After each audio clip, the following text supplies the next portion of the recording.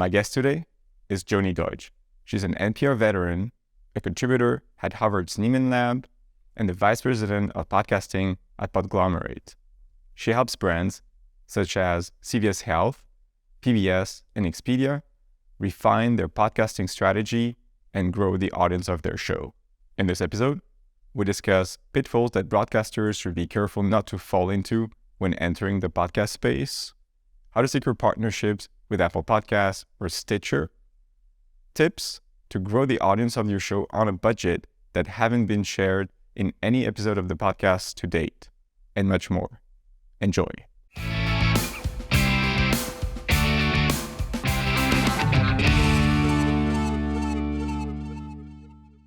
Hi, Joni. Thank you so much for coming on the show.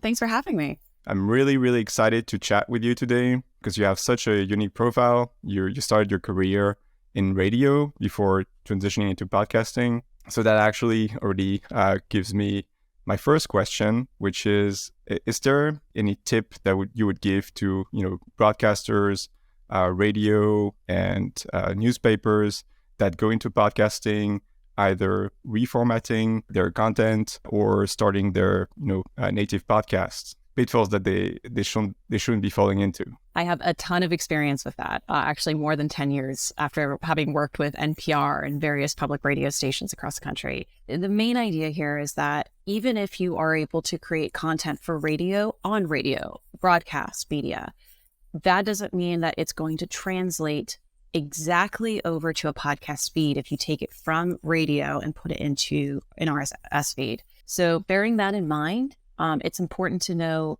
how does a radio audience, which skews older compared to the podcast audience, which usually skews younger and more diverse. And then understanding who your target audience is and also their needs. If you're thinking about a radio station or radio programming, the drive-by time, so the morning commute or the afternoon, evening commute to from work, those are the times of day that you'd have content on air that you want more people to listen to. Whereas in podcasting, totally different in terms of the frequency, the cadence, the time that you upload or distribute audio, not to mention how long the content is. Those are the things I would recommend any broadcaster consider. It's that it is more than just simply repurposing content. You have to have a strategy behind who your audience is and how it differs across channels. Just from a practical standpoint, you mentioned that the audiences differ. The radio audience is older, whereas podcast audiences are younger.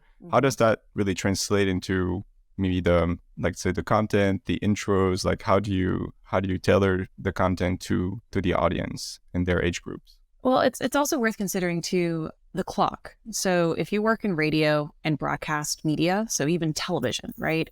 There is a certain constraint when it comes to the content you make because you can only do it in a certain time block, whether it's a 30-minute time block or a 60-minute time block, or even a segment. And those sorts of things then dictate how quickly you need to get into the content or how you do an intro and an outro at the end. Whereas podcasting, right, there's no time limit. You can make an episode a second long, you can make it 3 hours long. Although, different story, probably don't want to make a 3-hour long episode, that's a long time. But all that to say is that, there are certain restrictions to what media radio can do and also what they can say, right? There's FCC in the States, which basically prohibits certain words or certain phrases or certain kinds of content from being put on a wider medium like radio.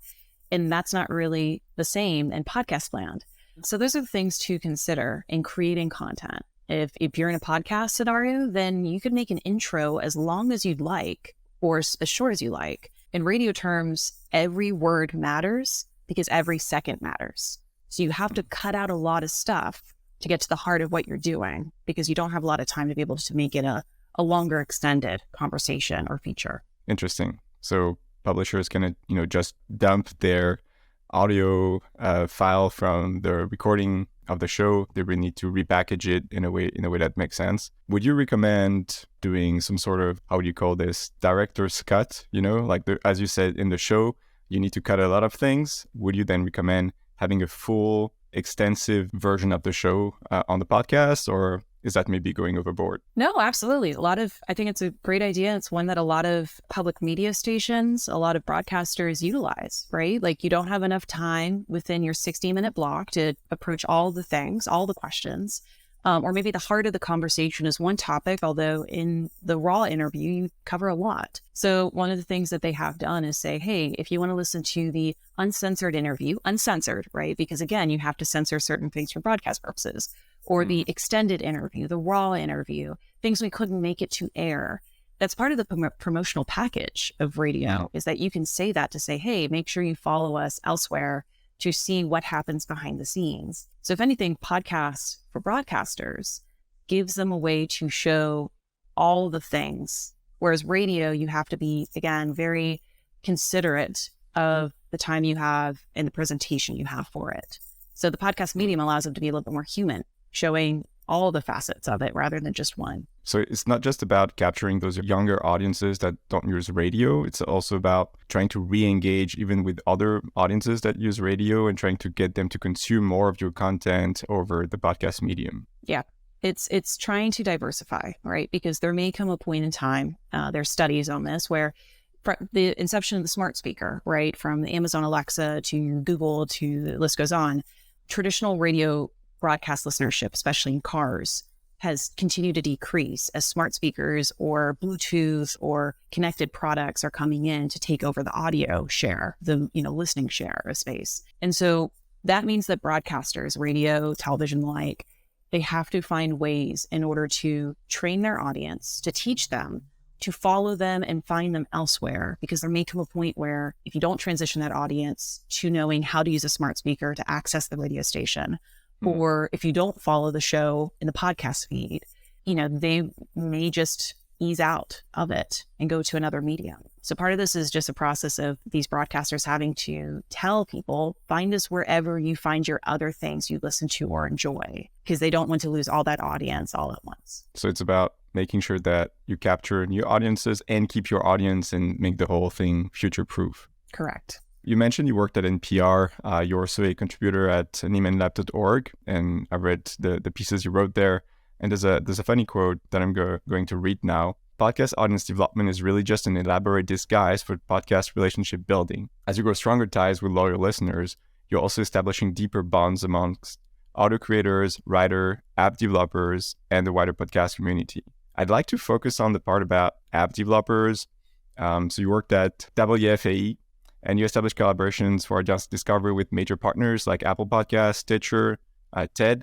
What are your tips you can give to help secure such partnerships and maybe increase your chances to be featured by those apps? Yeah.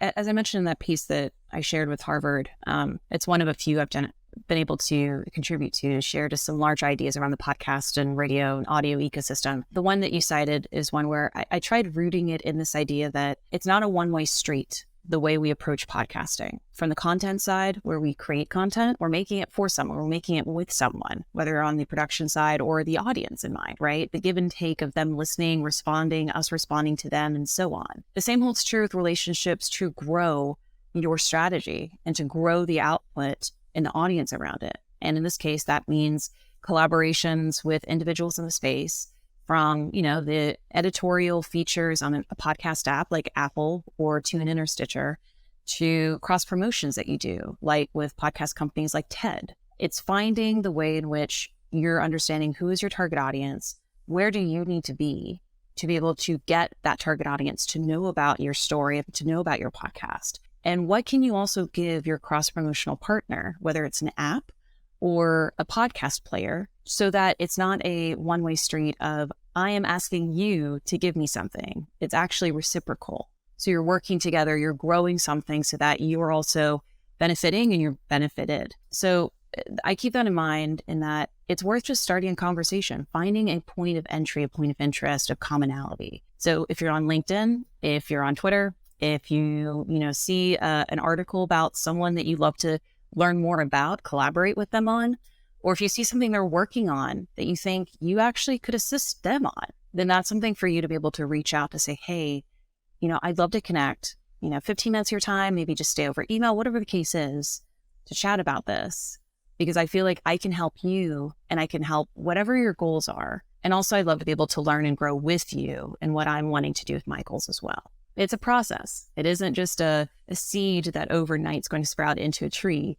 It does take, just like any relationship, it takes time to be able to grow those into something that eventually is fruitful, maybe sooner than later. And so talking about those, major podcast apps such as Apple and Spotify, I'm guessing they are employees at these companies that are specifically responsible for the relationship with podcast publishers. How do you get access to these people and make sure you get a positive relationship with them? Well, part of this is just simply keeping your ears open, right? Anyone that's listening to this right now, you're probably aware of this podcast, which means that you're probably aware of the different podcast newsletters out there, whether it's Pod News, the email newsletter that comes out every day. Maybe it's Inside Podcasting that comes out every week. Maybe it's another podcast or a Twitter feed of a podcast influencer. You are somehow tuned to the space because you want to grow, you want to learn about others who are in the space doing great and innovative things. When you see their names pop up, and that includes employees of Apple Podcasts that may be appearing on conferences or appearing in webinars or doing blog posts, or simply by doing a LinkedIn search, right? If you simply search in Apple Podcasts, you probably can find a few different employees that work on the editorial team at Apple Podcasts or whatever the app or show is that you'd like to connect with. Use that, find them, reach out to them. And again, think of that common point of interest saying, hey, I saw your interview the other day with another person and it was a really great interview. And I had a couple questions for you, or I had a couple thoughts for you, a couple ideas for you. Find that way to be able to say, look, I appreciate what you're doing in the space.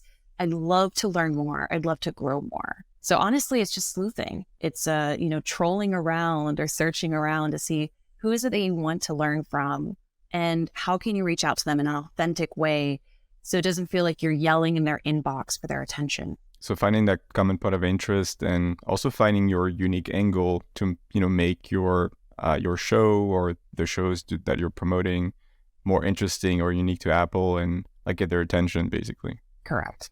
It's funny because I worked at Babbel, the language learning app, for a while, and I can remember that in 2014, the company had someone who was almost solely responsible for the relationship with the App Store and the Google Play Store at the time. And so I was kind of wondering if that's something where the podcast industry is also headed, in the sense that as the industry professionalizes, there's a need for, let's say maybe bigger teams with dedicated functions within the marketing teams for podcast promotion. Would you say that's the case? Have you heard of, positions like these? Oh, yeah. I mean, there's also positions that, or I should say firms, including Podglomerate, where, we take out the messy work or the time and bandwidth involved with basically being a dedicated person within an internal company. A lot of news outlets, a lot of media companies, radio stations even, and beyond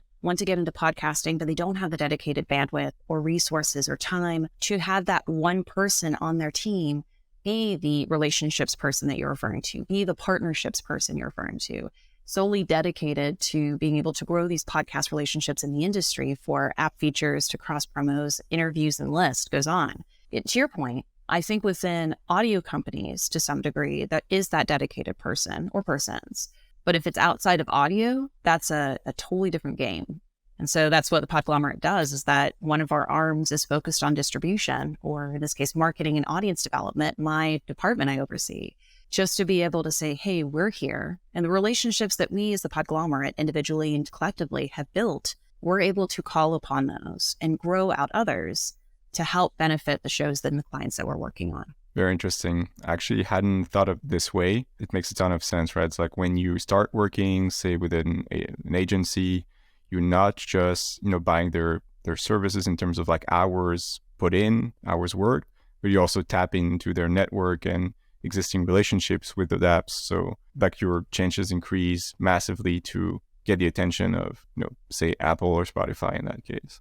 Yep. And the same probably also applies to network, I'm guessing. Networks, once you enter a network, you have more opportunities for cross-promotion, like having your show being promoted on other shows in the network. But I'm also guessing the networks also have these, connections to, say, big, let's say the top dogs at these companies. Yeah. It just depends.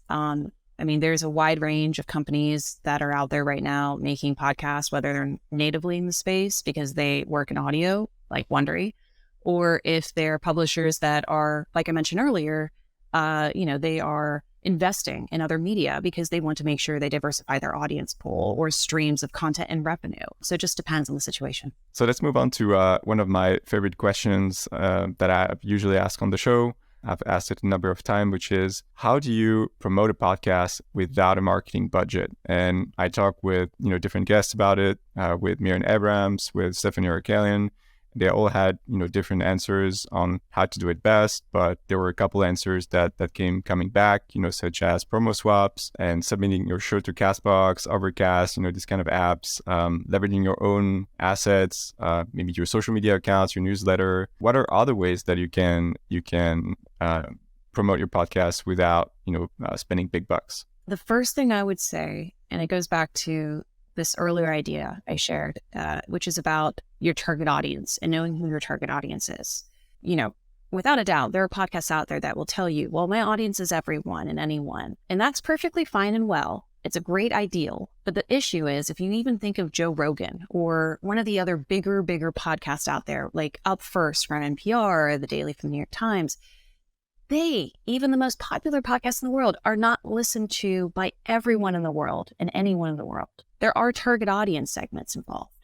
So I would just say that whatever show you're trying to make, whatever genre it's in, whatever the audience demographic is, before you get into a marketing strategy, an audience growth strategy, it is first underlining who is it that you're wanting to target based off the region they live in, their age, their interests. That will help you then determine what should you dedicate time to, because at the end of the day, even if you don't have a budget, a cost budget, right? A money budget, there's time budget. So it's worth considering that in the mix. Now, after you know who your target audience is and the goals, right, of where you want to grow audience and be in, I would also say that it's worth doing an internal audit. So looking at everywhere you currently are, whether you're a big media company that have, you have 20 different email newsletters to your name, you have a radio channel you can use, or if you're just an independent podcaster, what is it that you currently have access to, a community on, established links to, whether it's your social media channels, an email newsletter list.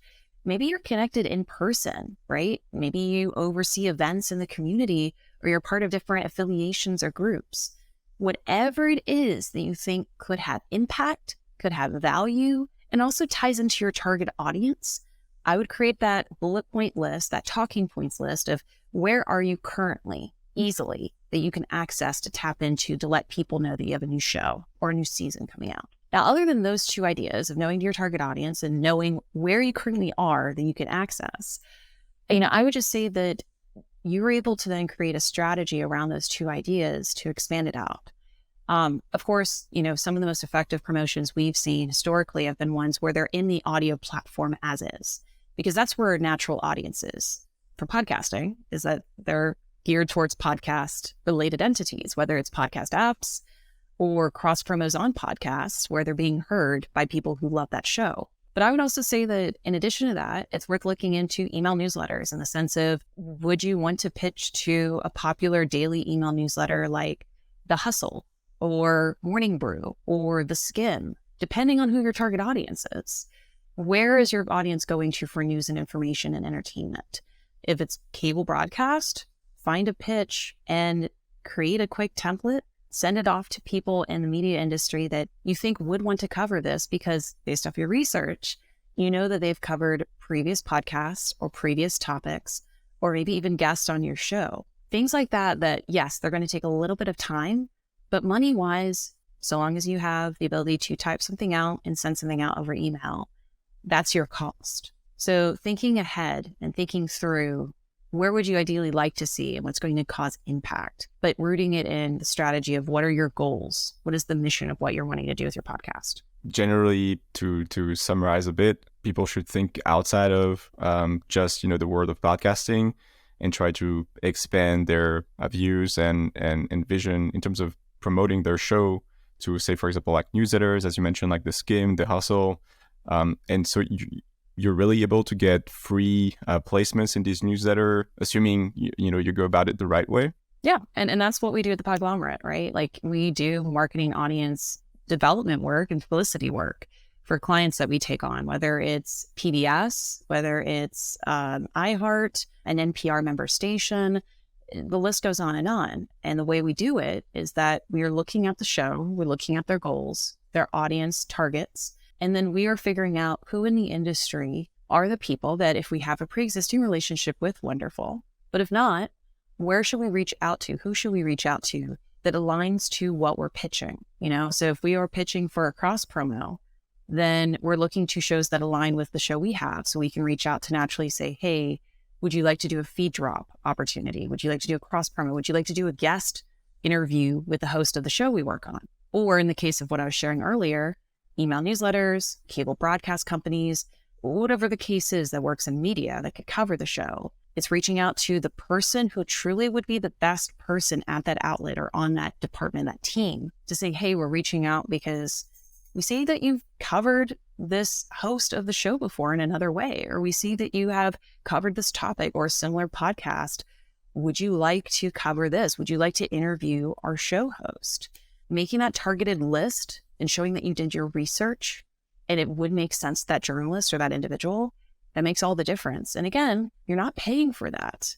That is simply you taking a little bit of time and drafting something that is a compelling pitch so that you could potentially get placement. All right, so putting together that list of, target publications and channels that you want to be featured on. And as you said, like it takes a bit of manual work to put this together. And you started actually answering one of my questions that I had, which is, PR. That's a topic that we haven't talked about a lot on the podcast. And you've already mentioned, quite a few interesting bits here. But are there maybe, tricks and tools that you use? I'm thinking, for example, if you have, so many contacts, you want to send out communications to, do you use maybe like a CRM tool, or do you really go like manually sending, manual notes to everyone to have like a dedicated message and, show that the show, their audience, what that would be a great fit, and there's not really a possibility to a batch send here? Yeah, absolutely. This isn't rewriting the wheel or remaking the wheel. Like, we are trying to think strategically, work hard, but also think smart so we can optimize our time. And to everyone listening out there, your bandwidth, your budget. So there are definitely a variety of tools that anyone can utilize out there. And again, thinking of budget, some of them cost a little bit of money, some of them cost more money. So just bear that in mind, similar to podcast hosting platforms. It depends on what you want to get out of it in terms of analytics or output and results. So for research purposes, if you're on a more tighter budget, if you want something that's free, that's simply using Google search or your search engine browser to find whomever is writing about the topic you want to pitch around. If you'd like to pay for something, then definitely there are tools that you can pay for, whether it's something like Rocket Reach or Muckrack, even Podchaser, where these platforms, if you want to pay a little bit more into them, they can basically do the work for you. They can give you the contact information of the people that you're looking to send emails to. They can tell you more about, what are the pieces that they've written, or, comparable, ideas for media outlets and things that you can pitch to. And likewise for emails, if you're wanting to keep on the free side of a budget plan, then absolutely use your natural email address you're using for podcast related purposes. Gmail, Hotmail, whatever it is that you're on. But if you are wanting to think strategically of, rather than sending individual emails bit by bit to people, would you like to do a batch, right? Like more emails all at once?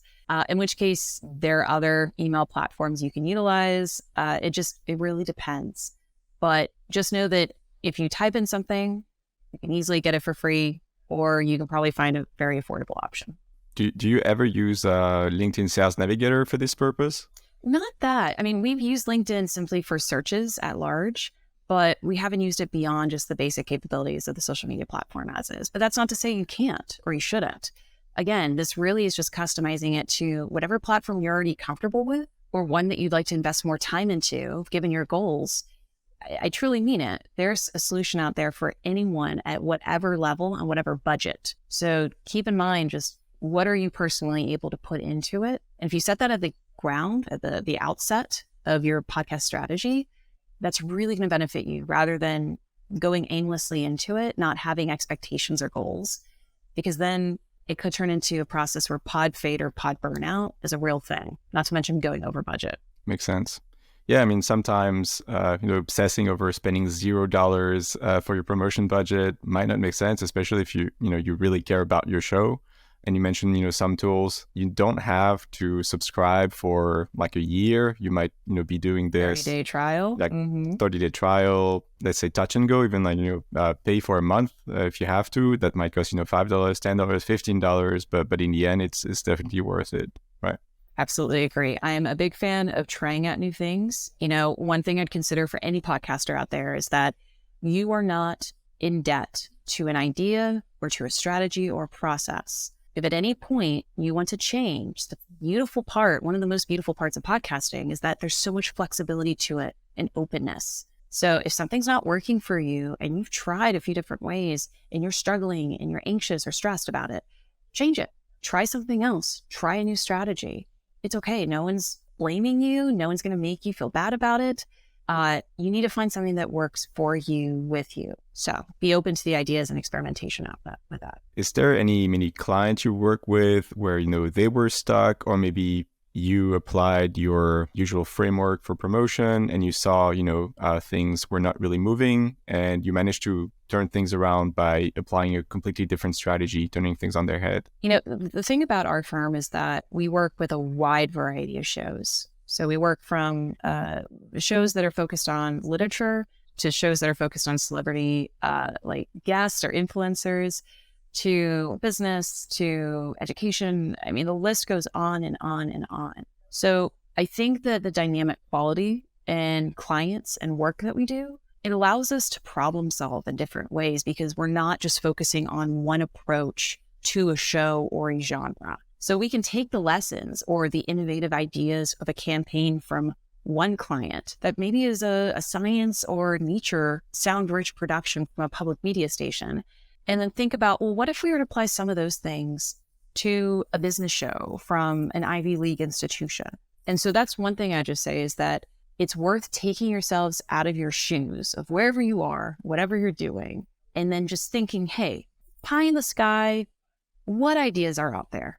It may not even be absolutely relevant to what I'm working on, but if I give myself 10 minutes and whiteboard and just write down any idea that comes to mind of things I could try, forgetting limitations, forgetting budget, what can I come up with in 10 minutes? And of that 10 minutes, there's probably one idea in there that's going to change the trajectory of what you're doing. So again, it's that freedom, that idea that can then lead to a bigger strategy and a way to reframe the campaign for success.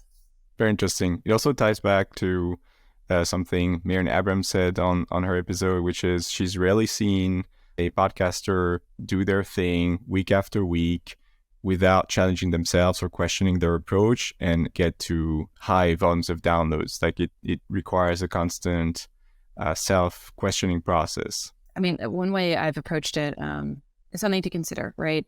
I'm friends with someone who is a really an amazing composer for podcasts. He's worked with Lore, he's worked with others, and he's at the top of his game in terms of being a musician, in terms of being a composer for podcasts, for movie scores, for television shows. The list goes on and on. He's even a podcaster in his own right. His name's Chad Lawson. And speaking with him years ago when I was working at NPR Music and I was interviewing him about this prolific work, he brought up the idea that even for someone like himself who's chart topping, who is, touring the world, doing great production work, he is still learning. He is still taking lessons about how to play the piano, even though he's a Steinway artist, which is like the Harvard, more or less, of a pianist. And he is still wanting to learn and hone his ability because no one is at 100%. And I think that's a mentality, an idea that podcasters should go into this, right? That the landscape in podcasting is continuing to grow and change on like a daily basis if you follow any podcast news. So it means that we should also continue to learn and grow together, finding out ways to push it forward and also keep up, right, to some degree. So that's just a way of framing it, that to her point as well, we need to consider that there is no one standard way that is always going to work for everyone. There are a lot of ideas out there, and how can we take and grow and be inspired and share inspiration from others? So we've talked about PR quite a bit here, and I'm really grateful for these insights because I'm a performance marketer by trade, so PR is not necessarily my forte. So it's great to have someone like you on the show who has a ton of experience and can share it with the audience. We've also talked about the necessity, when you launch your show, to think about your goals and also think about who your audience is, because no show can be for everyone. Even as you said, the Joe Rogan podcast. Can you walk us through, a launch plan for a show, keeping these two things in mind, and what else would you take into consideration? Maybe such things as making sure that the marketing and virality are being taken into consideration during the production process, as opposed to after the episodes have been recorded. Yeah. As I mentioned, the Podglomerate works with a wide variety of clients. So I bring this up again because there is no one answer that we get across the board that is the same from our clients when we get a client confirmed. We start an onboarding process with them where basically we collect information. So some of the things I brought up earlier, right, of who is the target audience, whether this is a new show and you're projecting who the target audience you'd like to be is, or if this is a pre-existing show, like based off the data you can find from your podcast hosting platform, from Chartable, whatever the case is, who has been your audience? And is that still the same as where you'd like to be for this new season, the new series? So having whatever data associated with the show, and likewise the internal audit I mentioned earlier, of knowing what platforms are touching the show and interacting with it in ways to grow audience further. Those are basic ideas that we need to get from the outset. Likewise for, if the show is pre-produced or if the show hasn't been produced yet, it will be soon, for us to get a sense of where the show is going to go in terms of the guests that are going to be on it, the topics it's going to address, any and all information on the content side that can help inform our strategy of how we can position the show and pitch it to a wide variety of writers, reporters, outlets, even podcasts for cross-promotion of feed drops. That information is vital. Also knowing who is the host.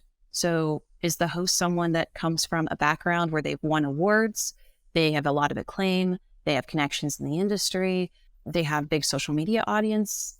Whatever the case is, as much biographical information on the host and the production company, if there is one, or producer of the show, that will also help us determine what we can position them on and the talking points so that we know, okay, they can speak to topics involving, climate change, involving large carnivores, and involving, geopolitics, whatever the case may be. And then once we have all of that information, then we can say, okay, let's build out all the places and people that we want to hit, that we want to approach to be able to fit what the goals are. And again, every show campaign is different, but getting as much information from the outset can then help us determine what are the strategies we want to, embark on, and the timeline for those strategies across the campaign work. Makes a ton of sense. So it's about establishing that communication channel between production and marketing so that marketing can already start working on promotion before the show is recorded. Ideally. That's not always the case. During production. Right. Sometimes the show is already pre-produced, like it's done, it's in the can, and we come in and we can take all that information. Other times we can actually give them some ideas, like the way that they frame things in the interview or the intro or outro, ways in which they can also incorporate marketing into the show itself as it's being produced. But yes, to your point though, at large, having a good and strong line of communication between the publicity or marketing or audience side and the editorial or production and content side is key. You want to break down a silo, you want to break down that barrier because you want that information to flow both ways easily. So we're coming to the end of this episode. Where can people follow you? They can follow the Podglomerate on LinkedIn, on Twitter, on Instagram. Again, that's Podglomerate, Glomerate. We have a wide variety of shows that we produce and work with. In fact, one of them just won a Signal Award for being a best podcast. It's called Missing Pages. It's a literary true crime show. Would highly recommend. It was acclaimed by Washington Post to The Guardian to Vulture. With that said, personally, if you'd like to follow me, you can find me, Joni Deutsch, at a few different places on social media. LinkedIn, if you search for my first and last name, and also on Twitter, I'm at A Change of Tune, which, fun fact, was the first public radio program that I hosted years ago. So I can't change my headline, my subject line because of that. Okay, I'll be sure to add that to the show notes so people can find you easily. All right, thank you so much for coming to the show. It was a pleasure to have you. We got a ton of insights out of it. Thank you so much. Yeah, thank you so much too. And if there's anything else that you need from me, I'm happy to follow up over email as well. And thanks again for the opportunity to share with your audience out there. Great. Take care.